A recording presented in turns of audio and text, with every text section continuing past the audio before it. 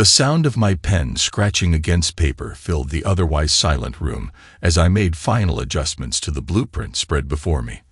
I'd been at it for hours, perfecting every line, every angle.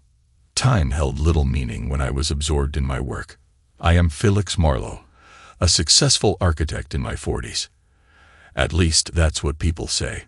Success is relative, I suppose. I build a career on precision and control, traits that have served me well in crafting structures that stand the test of time. If only relationships were as easy to blueprint and construct. A soft creak from the hallway caught my attention. Mila, my 11-year-old daughter, appeared in the doorway, rubbing sleep from her eyes. "Daddy, why are you still up?" I set down my pen and gestured for her to come closer. "Just finishing up some work, sweetheart. What are you doing out of bed?" She climbed onto my lap. "I had a bad dream. Can I stay with you for a bit?" I nodded. Mila was the one pure thing in my life, untouched by the growing tension that threatened to tear apart the carefully constructed facade of our family.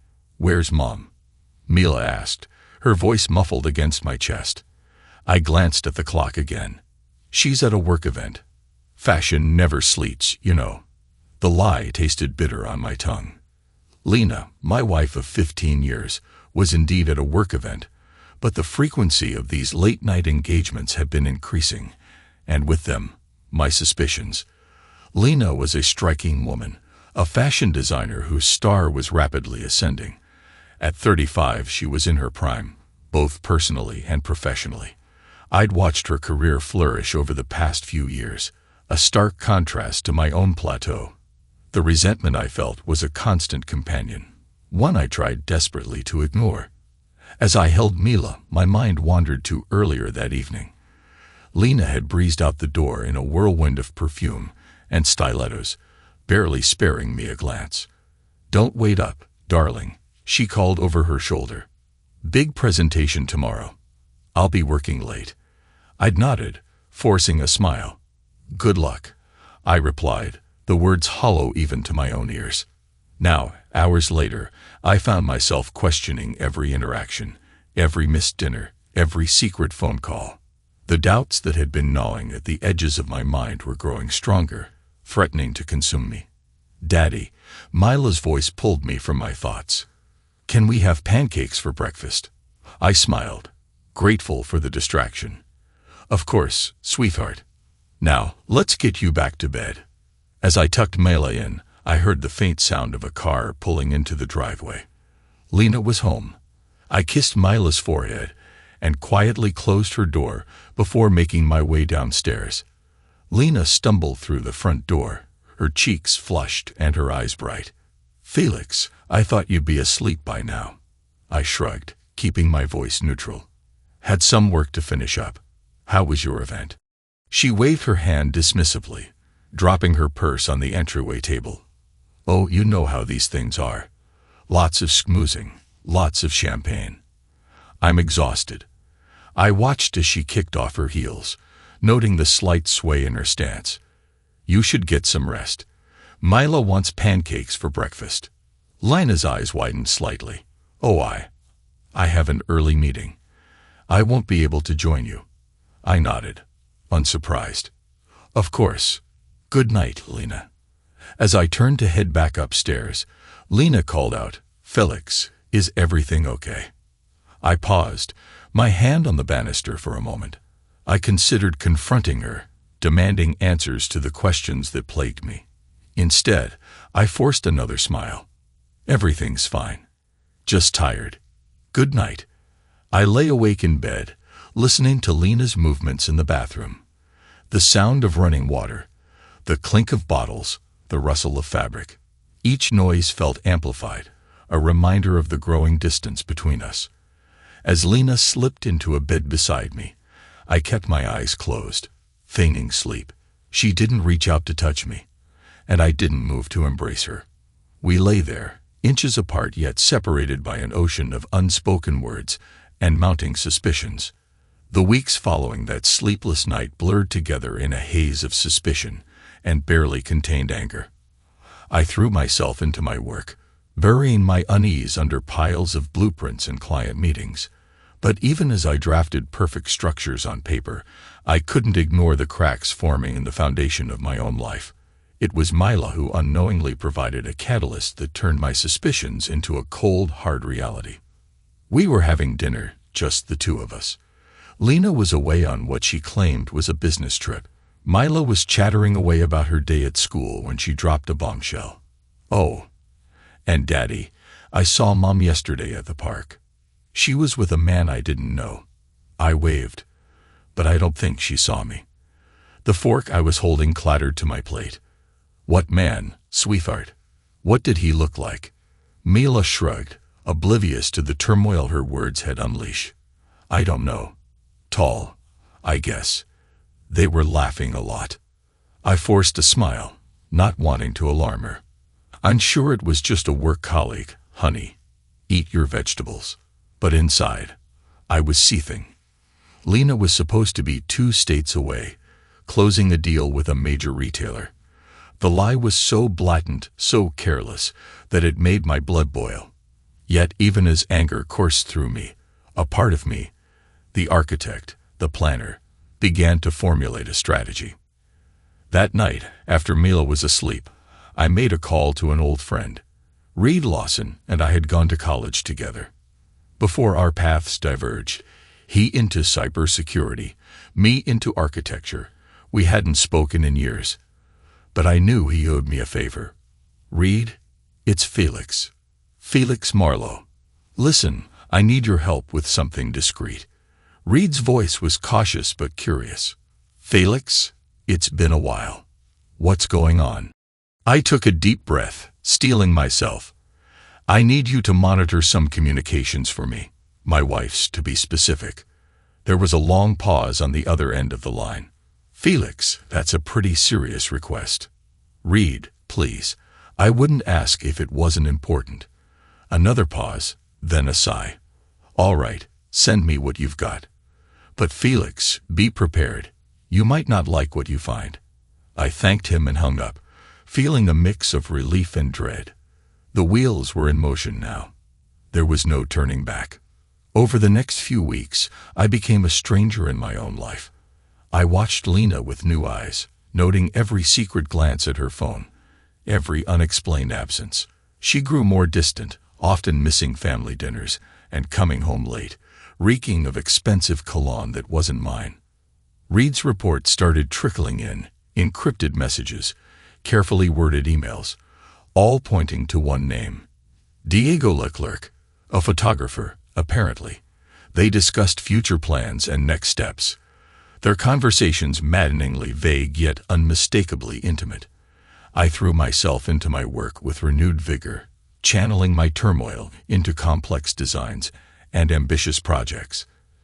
To the outside world, I was the picture of calm efficiency, but inside, I was unraveling. One night, as I sat in my home office poring over Reed's latest report, I caught sight of my reflection in the window. The man staring back at me was a stranger, eyes sunken, jaw clenched, a permanent furrow etched between his brows. For a moment, I hardly recognized myself. Is this what I'd become? A man reduced by his own actions. But then I remembered Mila's innocent words and Lena's careless lies. No, this wasn't about me anymore. This was about protecting what was mine, my daughter, my assets, my life. With newfound determination, I began to plan my next move. Lena had made her choice. Now it was time for me to make mine. The revelation hit me like a physical blow. I stared at the email from Reed, my hand shaking slightly as I scrolled through the details of his latest findings. Diego Leclerc wasn't just Lena's lover. He was a con artist, a charming parasite who had latched onto my wife for her connections and her money. And Lena, my beautiful, ambitious Lena, had fallen for it hook, line, and sinker. According to Reed's investigation, Diego was already seeing another woman behind Lena's back, a wealthy art dealer named Vivian Calloway. The realization that Lena was as much a pawn in Diego's game as I had been in hers brought a bitter taste to my mouth. But the real kicker came when I dug deeper into our finances. Lena had invested a significant portion of our savings into a shady art gallery deal with Diego, putting our financial future and Mila's at risk. The anger that had been simmering for weeks now reached a boiling point. I picked up my phone, my finger hovering over Lena's number. How easy would it be to confront her now, to unleash all the hurt and betrayal I'd been holding back? But the architect in me, the planner, knew better. This required a more calculated approach. Instead, I called Nora Kinney, the top divorce lawyer in the city. Her voice was crisp and professional when she answered. "Felix Marlowe, I've been expecting your call." I blinked, taken aback. "You have?" She chuckled, a sound devoid of any real humor. "Let's just say I have a knack for spotting troubled marriages. What can I do for you, Mr. Marlowe?" I took a deep breath. "I need to initiate divorce proceedings." Quietly. "I see," Nora replied. "And I assume you'll want to protect your assets." "Absolutely. My wife has been less than honest with our finances." "Understood." My advice: gather as much evidence as you can. Financial mismanagement, infidelity, anything that paints her in a bad light. And Felix, play the long game. Bid your time until the moment of maximum impact. I nodded. Even though she couldn't see me, I understand. "Thank you, Nora." As I hung up, a strange sense of calm washed over me. The die was cast. There was no going back now. That evening, as Lena breezed in late once again, I watched her with new eyes. She was still beautiful, still the woman I had fallen in love with all those years ago.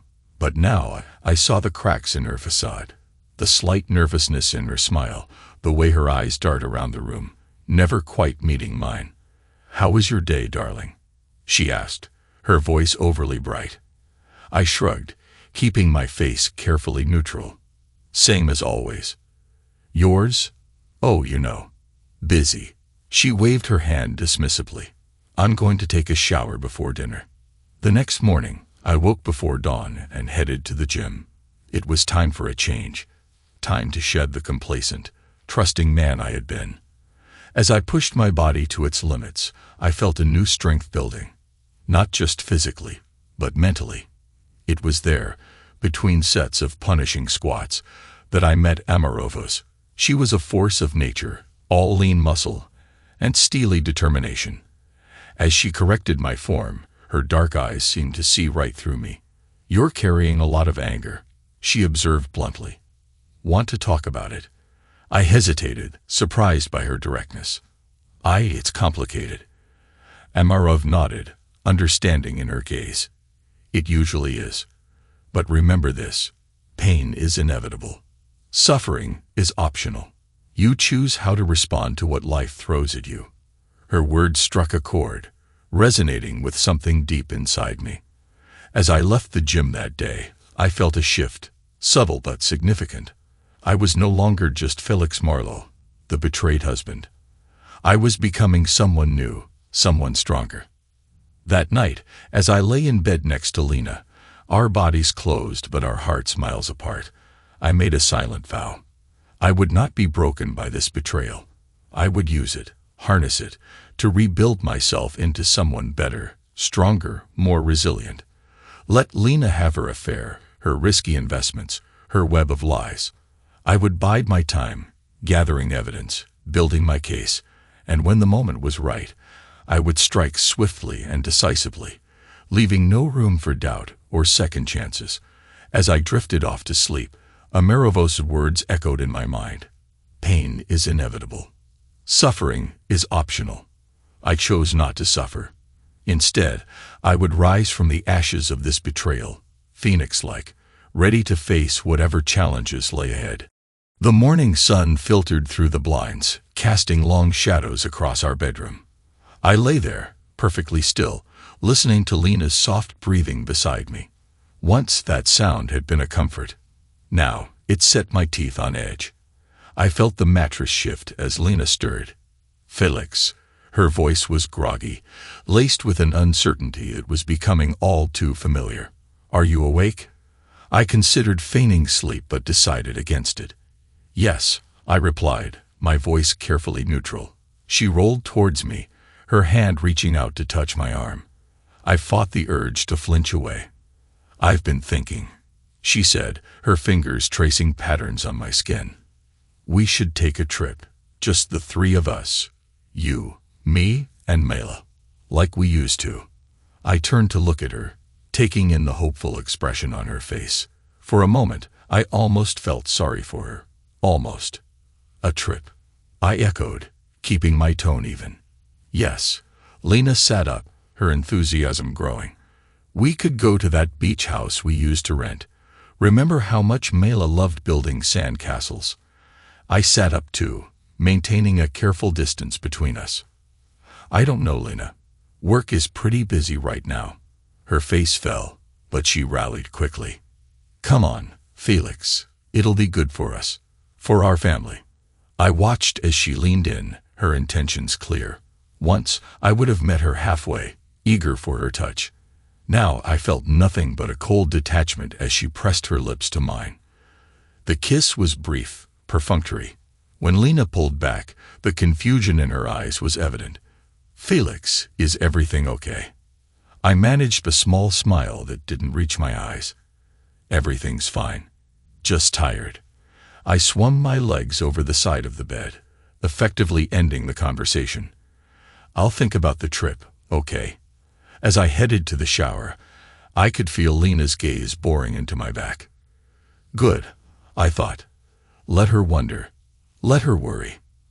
The next few weeks passed in a blur of quiet tension. True to my word, I agreed to the family trip, but I remained distant and detached throughout. Lena's attempts to rekindle our connection grew increasingly desperate. Each one met with my calm indifference. One evening, as we sat on the beach watching Mila splash in the waves, Lena turned to me, her eyes shining with unshed tears. "Felix, please, talk to me. What's happening to us?" I looked at her, really looked for the first time in months. She was still beautiful, still the woman I had fallen in love with all those years ago.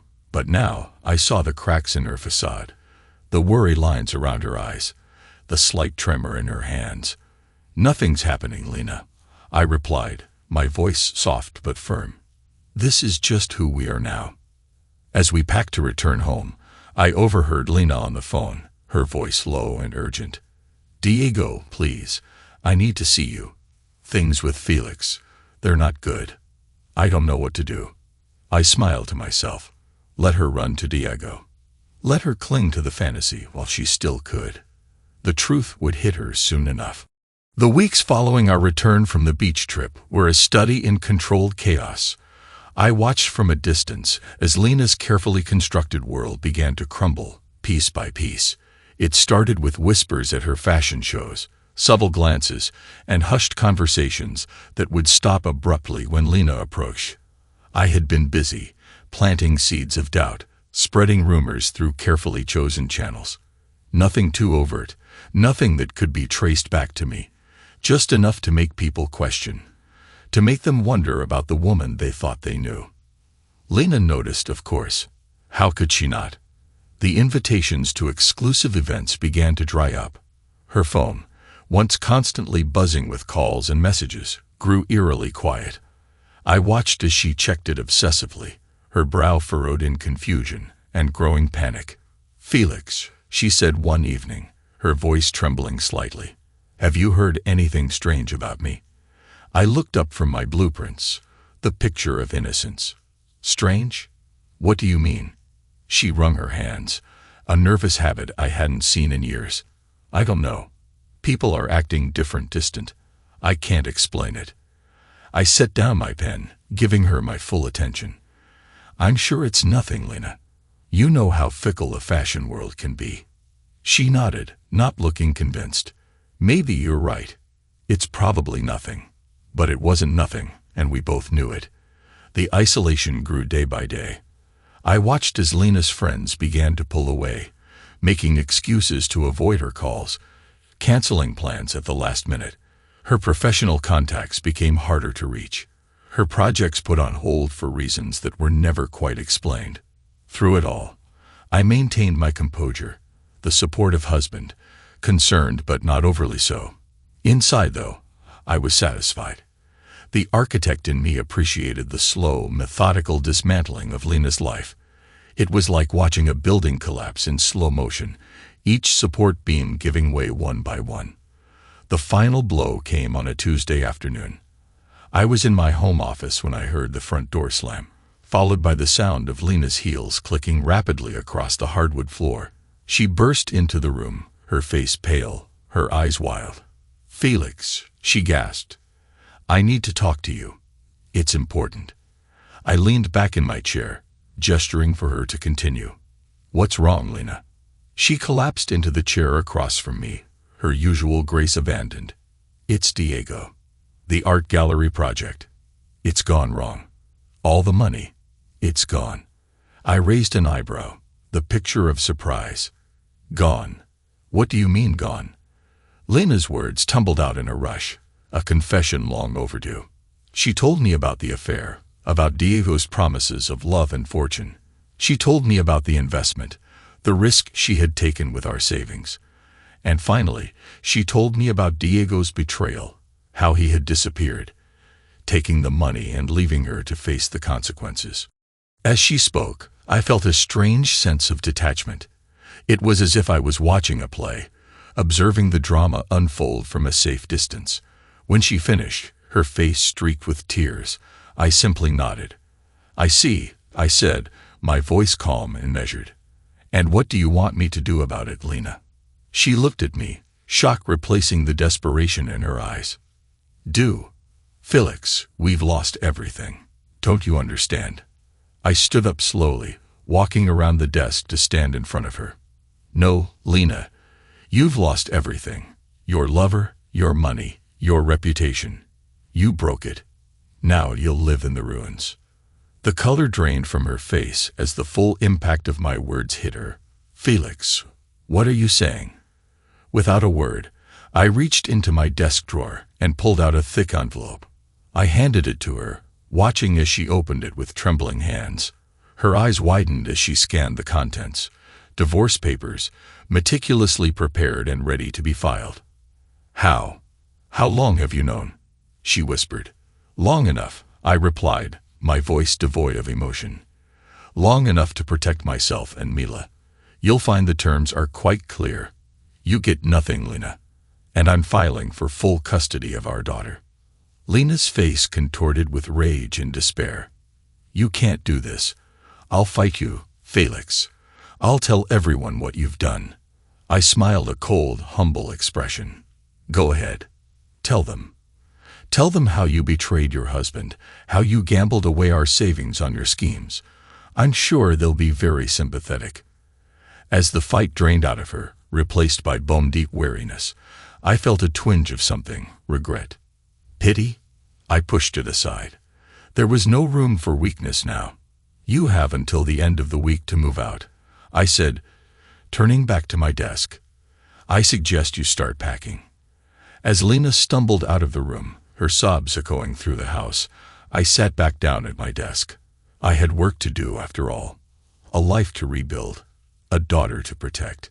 The weeks following Lena's departure from our home were surprisingly quiet. I had expected a fight, a messy, drawn-out battle over assets and custody. Instead, Lena seemed to have retreated entirely, licking her wounds in private. I should have known it wouldn't last. It was a crisp autumn morning when I received a call from Reed. His voice was tense, urgent.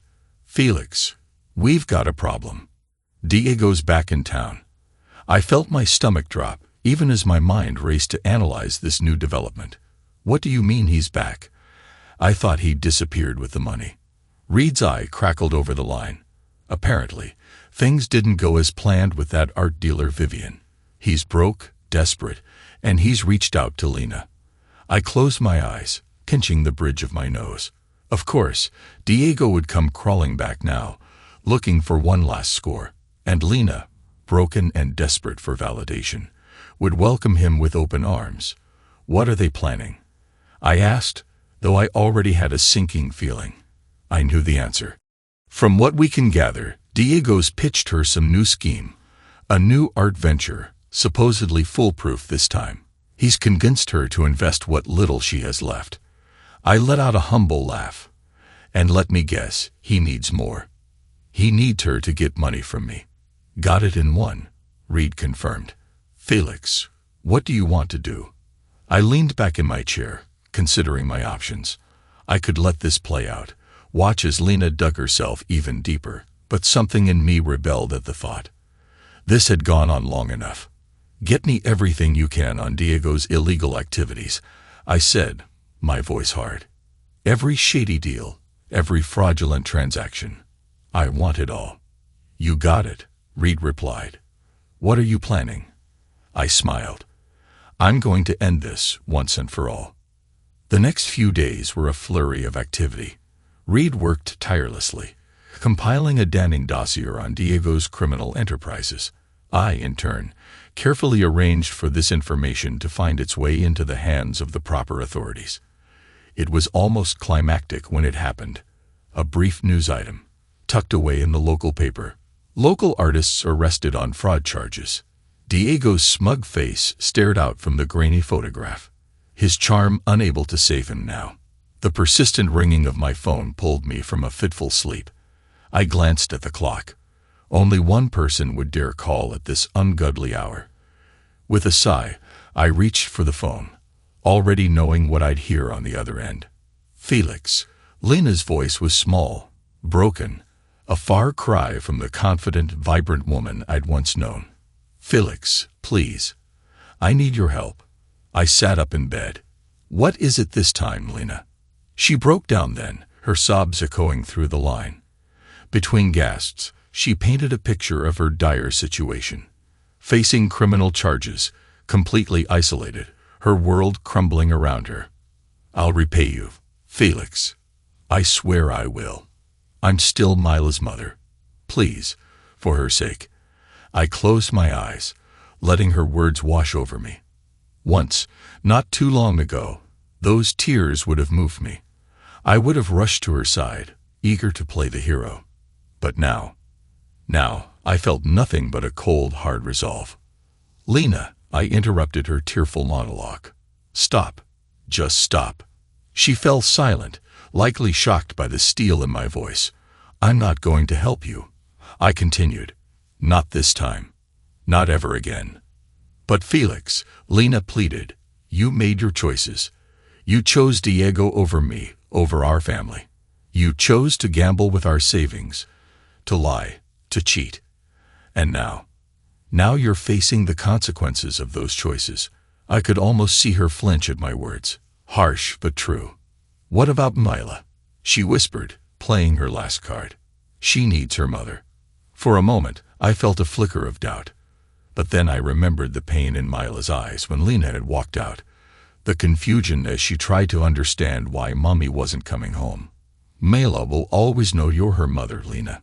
But right now, what she needs is stability, safety, and that's what I'm going to give her. Felix, please. Her voice was barely audible now. I have nothing left. I took a deep breath, steeling myself for what I had to say next. I know, Lena, and I'm sorry for that. I truly am. But this is where our paths diverge. I can't save you anymore.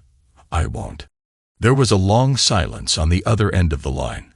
When Lena spoke again, her voice was hollow, defeated. I understand. Goodbye. Felix. The line went dead, and I sat there in the dark, the phone still pressed in my ear. It was over. Really, truly over. As I set the phone down, I noticed a figure in the doorway. Mila stood there, her stuffed rabbit clutched tightly to her chest. Daddy, she said, her voice small and uncertain. Was that Mommy? I held out my arms, and she rushed into them, burying her face in my chest. Yes, sweetheart. It was. Is she coming home? I stroked her hair, my heart aching for the innocence in her voice. No, honey, Mommy's not coming home. But I want you to remember something, okay? Your mom loves you very much. Sometimes grown-ups make mistakes, big mistakes, but that doesn't change how much they love their children. Mila nodded against my chest, and I felt her tears soaking through my shirt. I held her tighter, vowing silently to protect her from the storm that was yet to come. As Mila's breathing evened out, signaling she had fallen asleep, I gazed out the window at the city lights. Somewhere out there, Lena was facing the ruins of her life. And Diego, well, his fate was about to be sealed. The trial had been swift, the evidence overwhelming. I sat in the back of the courtroom, watching as Diego's charm and arrogance crumbled in the face of cold, hard facts. The prosecution painted a damning picture: fraud, embezzlement, a web of lies that had ensnared not just Lena, but countless others. I expected to feel satisfaction as the verdict was read, guilty on all counts. Instead, I felt empty, as if the final piece of a long, complicated puzzle had finally fallen into place. What I didn't expect was Diego's last act of betrayal. As he was led away in handcuffs, he turned to the judge, his face a mask of desperation. "Wait," he called out. "I have information about Lena Marlowe. She was involved in all of this. She knew everything." The courtroom erupted into chaos. I sat there, stunned, as Diego spilled every detail of Lena's involvement. By the time he was done, Lena's fate was sealed. She would face her own trial, her own reckoning. As I left the courthouse, I caught a glimpse of Lena being led away by police officers. Our eyes met for a brief moment. In hers, I saw a mixture of fear, regret, and something else: acceptance. She gave me a small nod, as if to say, "It's over. You win." I didn't feel like a winner, but as I walked out into the sunlight, I felt something I hadn't in a long time: hope. Hope for a future unburdened by lies and betrayal. Hope for a new beginning. The alarm clocks and system beeping pulled me from sleep. Once, I would have groaned, hitting the snooze button and burrowing deeper under the covers. But now, I welcomed the early hour.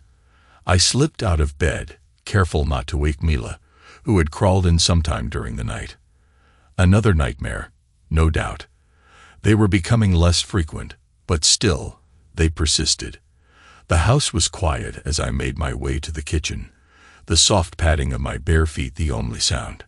I started the coffee machine and leaned against the counter, watching as the first rays of sunlight began to filter through the windows. So much had changed in the past year. The divorce was finalized. The dust had settled. Lena was gone, serving time for a role in Diego's schemes. I made sure Mila could visit her, kept the lines of communication open. It wasn't easy, but it was necessary. For Mila's sake, the coffee machine beeped, pulling me from my thoughts. As I poured myself a cup, I heard the soft thud of footsteps on the stairs. "Daddy." Mila's voice was still thick with sleep. "You're up early." I smiled, pulling her into a one-armed hug. "Big day today, remember? New project presentation." Her eyes lit up. "Oh yeah. Can I come see your building when it's done?" "Of course, sweetheart.